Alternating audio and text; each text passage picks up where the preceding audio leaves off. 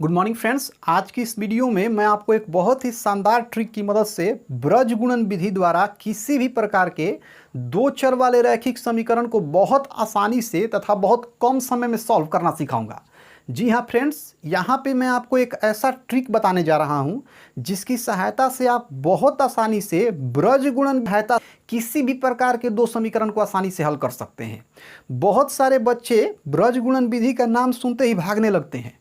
इसके पीछे ये है कि ब्रज गुणन विधि में हम लोग एक फार्मूला का यूज करते हैं, अर्थात एक सूत्र का यूज करते हैं। और ये जो सूत्र है ना, ये बड़ा उलझाऊ और पेचीदा सूत्र है। इसमें लोगों को कन्फ्यूजन बहुत ज़्यादा होता है, लोग एक्चुअल में इसमें कन्फ्यूजिया जाते हैं। अभी अगर आप ये सूत्र याद कीजिएगा ना, आज 2 घंटे के बाद आपसे यही सूत्र जब पूछा जाएगा ना, तो आप खुद कन्फ्यूज हो जाइएगा। इसमें आदमी इसमें कन्फ्यूज हो जाता है ना कि कहाँ A1 लिखें, कहाँ B1 लिखें, कहाँ C1 लिखें। अरे कहाँ A1 A2 लिखना है, कहाँ B1 में C2 को लिखना है, कहाँ C1 में A2 को लिखना है। लोग मेनली इसमें A1 B1 और C1 में कन्फ्यूज आते हैं। इसी कन्फ्यूजन को दूर करने के लिए, इसी कठिनाई को दूर करने के लिए मैंने आपके लिए और सिर्फ आपके लिए एक शुद्ध आयुर्वेदिक ट्रिक की व्यवस्था की है। और ये एक ऐसा ट्रिक है जो आपको पूरा यूट्यूब पे नहीं मिलेगा। अगर आप एक बार इस ट्रिक को समझ लेते हैं ना, तो मैं इस चीज़ की आपको गारंटी देता हूँ कि ये जो हमारा फार्मूला आज मैं आपको बताने वाला हूँ जिसमें लोग कंफ्यूज होते हैं, आप इस फार्मूला को पूरा जीवन भर याद रखिएगा। यही नहीं, आप अगर आप नींद में होंगे ना, तो नींद में भी आप इस फार्मूला को बड़बड़ाएंगे अगर आप ये ट्रिक अच्छे से समझ लेते हैं तो चलिए समझते हैं कि ये ट्रिक क्या है और कैसे इस ट्रिक को हम अप्लाई करेंगे। तो जो हमारा ट्रिक है ना, इस ट्रिक का नाम है भाई चंदू चलो आज आलू बेचेंगे। ध्यान से सुनिए, भाई चंदू चलो आज आलू बेचेंगे। अगर आप इसको याद करना चाहते हैं ना, तो आप कहानी की तरह याद कर सकते हैं। जैसे मान लीजिए कोई 2 भाई हैं और ये सब्जी बेच रहे हैं। इसमें से एक भाई का नाम चंदू है। अब ये लोग जो है ना, मान लेते हैं कि किसी दिन इन्होंने बैंगन बेचा, किसी दिन इन्होंने नेनुआ बेचा, किसी दिन इन्होंने झिंगुनी बेचा। तो अब इनका मन उबिया गया है, उब गया है। तो इसमें से एक जो भाई है ना, वो चंदू से कहता है, जो इसमें भाई है वो चंदू से कहता है, वो चंदू से बोलता है कि भाई चंदू चलो आज आलू बेचेंगे। मतलब रोज बैंगन नेनुआ झिंगुनी तो बेचिए रहे हैं, आज चलो आलू बेचेंगे। आपको ये ट्रिक याद रखना है, भाई चंदू चलो आज आलू बेचेंगे। अब आइए देखते हैं कि कैसे इस ट्रिक को हम अप्लाई करेंगे। तो देखिए, इस ट्रिक को अप्लाई करने के लिए हम क्या करेंगे, हम यहाँ x लिखेंगे। क्या लिखेंगे? x लिखेंगे और इसके नीचे बाटा का चिन्ह दे देंगे। ठीक है, x लिखेंगे और इसके नीचे हम बाटा का चिन्ह दे देंगे। फिर यहाँ बराबर देंगे, यहाँ y लिखेंगे और इस y के नीचे हम फिर बाटा का चिन्ह दे देंगे। यहाँ हम 1 लिखेंगे और 1 के नीचे भी हम बाटा का चिन्ह दे देंगे। ठीक है, अब यहाँ थोड़ा आप दिमाग अपना एकदम फोकस कीजिएगा, यहीं पे मेन ट्रिक यूज़ होगा। देखिए, ये जो x है ना, इस x के नीचे हम लोग लिखेंगे, इस x के नीचे हम लोग लिखेंगे BC। क्या लिखेंगे? BC। ये जो y है ना, ये जो y है, इस y के नीचे हम लोग लिखेंगे CA। क्या लिखेंगे? इस y के नीचे हम लोग लिखेंगे CA। ठीक है, ये जो 1 है ना, इस 1 के नीचे हम लोग लिखेंगे AB। क्या लिखेंगे? AB। अब यही चीज़ आपको याद रखना है, ये चीज़ आपको याद रखना है कि x के नीचे BC, y के नीचे CA, 1 के नीचे AB। अब आप कहिएगा कि जब यादें रखना है तो आप ये ट्रिक किस लिए लिखे हैं? तो आपको ये चीज़ एक्चुअल में याद नहीं रखना है। मैंने जो ट्रिक आपको बताया है ना, आपको इसी ट्रिक को यहाँ अप्लाई करना है। ये ऑटोमेटिक आपके माइंड में आ जाएगा। देखिए कैसे इसको अप्लाई करेंगे। देखिए, यहाँ लिखा है मैंने, भाई चंदू चलो आज आलू बेचेंगे। भाई लिखा है ना, भाई, भाई का पहला अक्षर क्या है? भ है। अब भ का अंग्रेजी क्या होता है? BH। BH तो पहला इसका अंग्रेजी क्या है? B है। मतलब भाई के लिए हम B लिखेंगे। ठीक है, अब चंदू को देख लीजिए। देखिए, चंदू का पहला अक्षर च है। च का अंग्रेजी क्या होता है? C होता है। तो चंदू के लिए हम C का यूज करेंगे। अब यहाँ है चलो, चलो का पहला अक्षर च है। च का अंग्रेजी क्या होता है? C होता है। तो चलो के लिए C का यूज करेंगे। आज का पहला अक्षर क्या है? अ है और अ का अंग्रेजी क्या होता है? ए होता है। तो आज के लिए ए का यूज करेंगे। आलू का पहला अक्षर अ है और अ का अंग्रेजी क्या होता है? ए होता है। मतलब आलू के लिए भी हम ए का यूज करेंगे। बेचेंगे, बेचेंगे का पहला अक्षर ब है और ब का अंग्रेजी क्या होता है? बी होता है। ठीक है, तो यहाँ हमने देखा कि भाई के लिए बी, चंदू के लिए सी, चलो के लिए सी, आज के लिए ए, आलू के लिए ए, बेचेंगे के लिए बी का यूज करेंगे। अब देखिए, ये जो x लिखा है ना, इस x के नीचे आपको याद रखना है, x के नीचे होगा भाई चंदू, x के नीचे भाई चंदू, y के नीचे चलो आज, 1 के नीचे आलू बेचेंगे। तो देखिए x के नीचे है भाई चंदू, तो भाई के लिए b, चंदू के लिए c। y के नीचे क्या है, y के नीचे है चलो आज, जो चलो के लिए c, आज के लिए a। 1 के नीचे क्या है, 1 के नीचे क्या है, आलू बेचेंगे, तो आलू के लिए a और बेचेंगे के लिए b। बस आपको इतना बात माइंड में रखना है, बस आपको सिर्फ इतना बात माइंड में रखना है, हमारा काम हो गया। अब इसके आगे जो हम प्रोसेस करेंगे ना, उसको तो एक दूध पीने वाला बच्चा भी समझ जाएगा, आगे का प्रोसेस एकदम हलवा है। देखिए इसके बाद क्या करेंगे, यहाँ BC लिखा है ना, आप यहाँ BC लिखा है ना, तो आप इस BC में से BC को घटा दीजिए, जो लिखा है ना उसमें से उसी को घटाएंगे।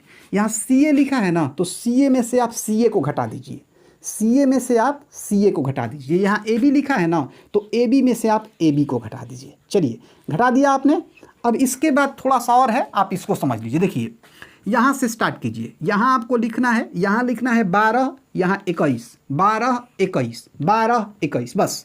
देखिए यहाँ लिखिए, चलिए यहाँ लिख दिया हमने 12, यहाँ हम लोग लिखेंगे 21, यहाँ फिर हम लोग लिखेंगे 12, यहाँ हम लोग लिखेंगे 21, यहाँ फिर हम लोग लिखेंगे 12, यहाँ फिर हम लोग लिखेंगे 21। बस हमारा फॉर्मूला बन के रेडी हो गया। इसमें जो हमारा फॉर्मूला होगा ना, जिसको हम ब्रज गुणन विधि में यूज करेंगे, यही हमारा फॉर्मूला होगा। देख सकते हैं आप, x बटा b1 c2 minus b2 c1, y बटा c1 a2 minus c2 a1 और 1 बटा a1 b2 minus a2 b1। तो आपको अच्छे से समझ में आ गया ना कि इस फॉर्मूला को हम कैसे याद रखेंगे, कैसे इस फॉर्मूला को ट्रिक के माध्यम से याद रख सकते हैं। मेन इसमें वही वाला चीज़ है जो बताया था ना शुरू में, BC CA और AB, और कैसे BC CA और AB लिखेंगे इसके लिए तो मैंने आपको यहाँ ट्रिक बताया ही है। तो देखिए अब हमने यहाँ सूत्र तो बता दिया आपको, अब थोड़ा सा प्रैक्टिस के लिए मैं इसी सूत्र के माध्यम से अब आपको ये सिखा दे रहा हूँ कि कैसे अब हम लोग इस सूत्र का प्रयोग करके ब्रज गुणन विधि द्वारा किसी भी प्रकार के समीकरण को हल कर सकते हैं। तो इसके लिए मुझे इन सारी चीज़ों को यहाँ से हटाना पड़ेगा और मैं यहाँ पे एक फ्रेश क्वेश्चन लेकर के इसके आगे का प्रोसेस आपको समझा रहा हूँ। तो फ्रेंड्स, आशा नहीं पूर्ण विश्वास है कि आप ये अच्छे तरीके से समझ गए होंगे कि कैसे इस ट्रिक की मदद से आप इस फॉर्मूला को याद कर सकते हैं। आइए अब हम ये समझते हैं कि कैसे हम इस फॉर्मूला की मदद से ब्रज गुणन विधि द्वारा किसी भी प्रकार के दो समीकरण को आसानी से हल कर सकते हैं। यहाँ पे मैंने दो समीकरण लिखा है, पहला समीकरण ये है और दूसरा समीकरण ये है। अब आपको यहाँ पे एक बात और विशेष ध्यान रखना है, जब भी आप ब्रज गुणन विधि से समीकरण को हल कर रहे हैं तो वहाँ आपको ये देखना है कि जो भी हमें समीकरण दिया गया है उस समीकरण में बराबर के उस तरफ जीरो को छोड़कर कोई भी संख्या नहीं होनी चाहिए। जी हाँ दोस्तों, यहाँ पे ये बात आपको विशेष रूप से ध्यान रखना है कि जो भी आपको समीकरण दिया गया है उस समीकरण में बराबर के उस तरफ सिर्फ और सिर्फ जीरो रहना चाहिए, अर्थात जीरो को छोड़कर के कोई भी संख्या नहीं रहना चाहिए। आप यहाँ देख रहे हैं कि दोनों जो हमें समीकरण दिया गया है ना, इन दोनों समीकरण में से किसी भी समीकरण के बराबर के उस तरफ हमें जीरो नहीं दिखाई दे रहा है। हम क्या करेंगे, इस समीकरण को सुधार करके हम इस प्रकार से लिखेंगे जिससे कि हमें जो भी समीकरण मिले उस समीकरण में हमें बराबर के उस तरफ जीरो मिल जाए। तो आइए पहले इन दोनों समीकरण को हम सुधारते हैं। पहले हम इसको सुधारेंगे। तो ये है 8x + 5y बराबर 9, ये है 8x + 5y बराबर में है 9। अब देखिए यहाँ हम क्या करेंगे, यहाँ पे ये जो 9 है ना, जो बराबर के उस तरफ 9 है, इस 9 को हम उस तरफ से इस तरफ ला देंगे। तो यहाँ पे 8x + 5y को हम ज्यों कहते हैं लिख देंगे, 8x + 5y को हम ज्यों कहते हैं लिख देंगे। अब देखिए बराबर के उस तरफ 9 है, 9 के पहले कुछ नहीं है तो हम प्लस का चिन्ह दे सकते हैं। तो अब हम ये कह सकते हैं कि बराबर के उस तरफ +9 है।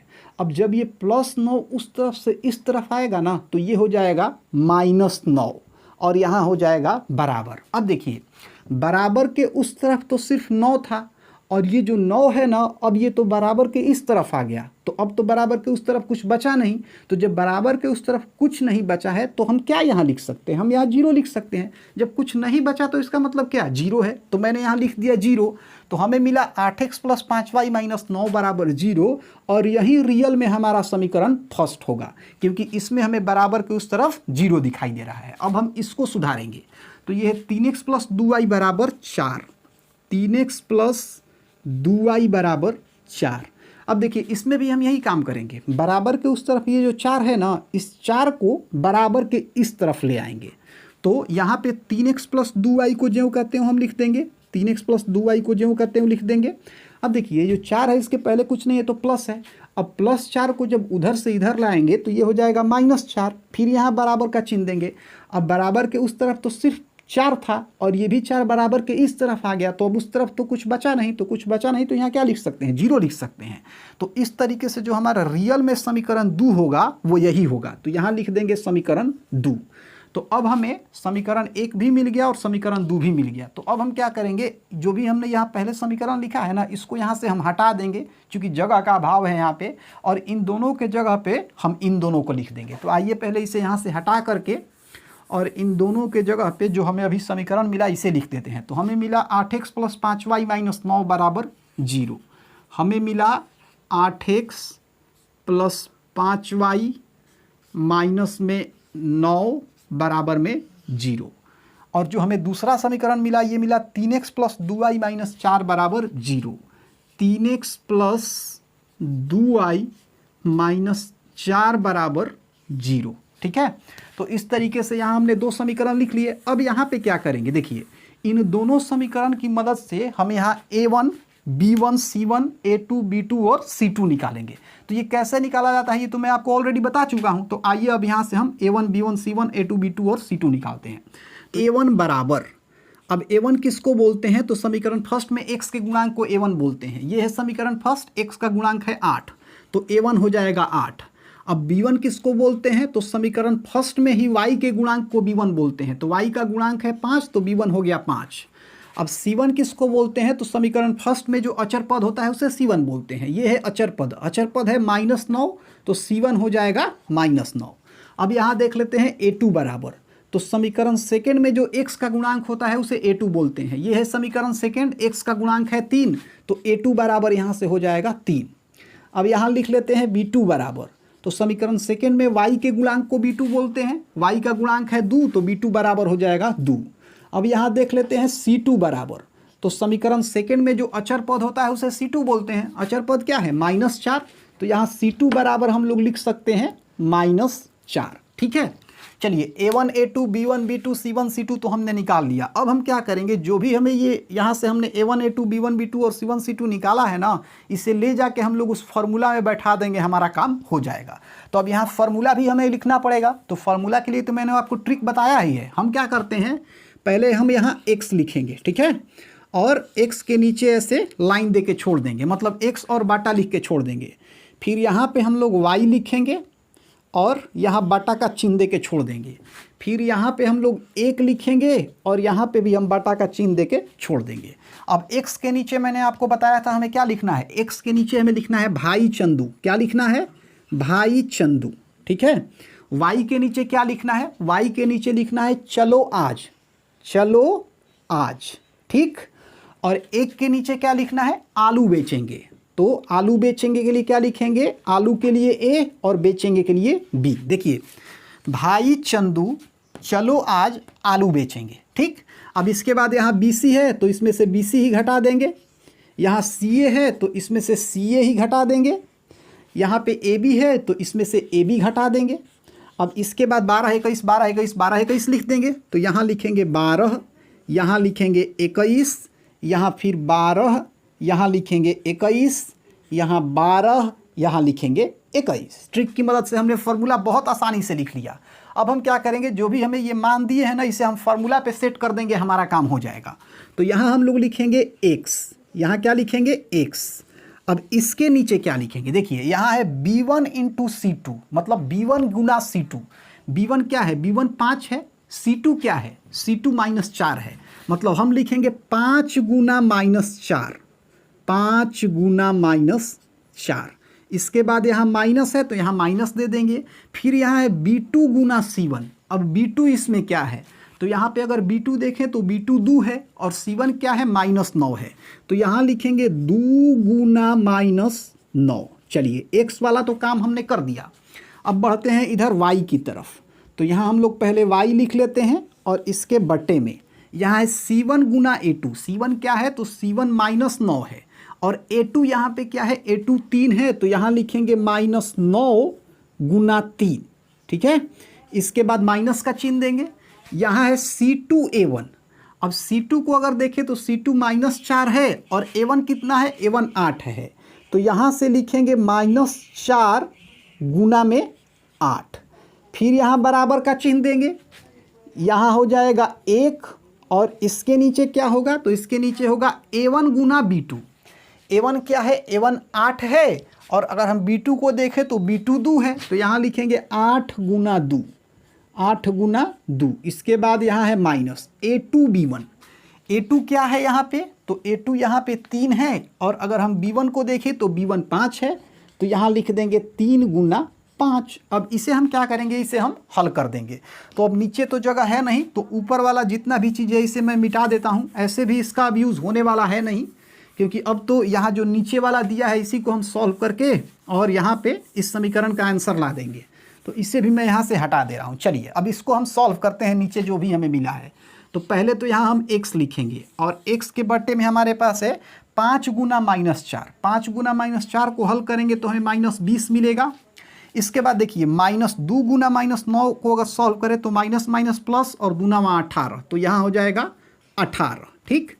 अब यहाँ लिखेंगे बराबर, यहाँ हमारा क्या होगा, y होगा। अब y के नीचे क्या है, तो यहाँ है -9 गुना 3। -9 गुना 3 को अगर हम हल करेंगे तो हमें मिल जाएगा -27, ठीक।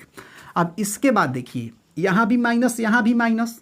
अब यहाँ से ये जो माइनस माइनस है ये प्लस हो जाएगा, माइनस को माइनस में गुना करेंगे तो क्या हो जाएगा, प्लस हो जाएगा। और 4 में अगर 8 से हम गुना करें तो हमें मिलेगा 32, तो यहाँ लिख सकते हैं +32, ठीक। अब इसके बाद यहाँ बराबर का चिन्ह देंगे, यहाँ 1 है तो यहाँ हम 1 लिख देंगे और इसके नीचे क्या है, तो 8 गुना 2 हमारा 16 हो जाएगा, माइनस 3 गुना 5 क्या होगा, 15। अब इसे हम सॉल्व कर देंगे। तो अब इसकी भी ज़रूरत खत्म हो गई, इसे अब हम यहाँ से हटा देते हैं। अब देखिए यहाँ से x ज्यों का त्यों, अब नीचे है -20 + 18, तो -20 + 18 को हल करेंगे तो 20 में से 18 गया 2 और 20 बड़ा है, इसके पहले माइनस है तो यहाँ हमने माइनस लिख दिया। यहाँ बराबर ये y ज्यों का त्यों, ठीक है, इसके नीचे है -27 + 32, तो 32 में से अगर 27 हम घटाएं तो हमें मिल जाएगा 5, ठीक है। तो यहाँ मिला y/5 बराबर यहाँ 1 ज्यों का त्यों और इसके नीचे है 16 - 15 को हल करेंगे तो हमें क्या मिलेगा, 1 मिलेगा, मतलब हमें 1/1 मिला। तो यहाँ से हमें मिला x/-2 बराबर y/5 बराबर 1/1। अब देखिए यहाँ से थोड़ा आगे बढ़ने से पहले मैं आपको कुछ कॉन्सेप्ट बता रहा हूँ, पहले आप उसको समझ लीजिए। मान लीजिए कहीं लिखा है राम बराबर मोहन बराबर 7, मान लीजिए लिखा है राम बराबर मोहन बराबर 7। अब यहाँ से कोई आपसे पूछे कि राम का वैल्यू क्या होगा, तो ध्यान रखिए राम का वैल्यू यहाँ से क्या हो जाएगा, 7 हो जाएगा। फिर यहाँ से कोई पूछे कि मोहन का वैल्यू क्या होगा, तो यहाँ से मोहन का ही वैल्यू क्या हो जाएगा, 7 हो जाएगा, क्योंकि सभी आपस में बराबर हैं, ठीक है।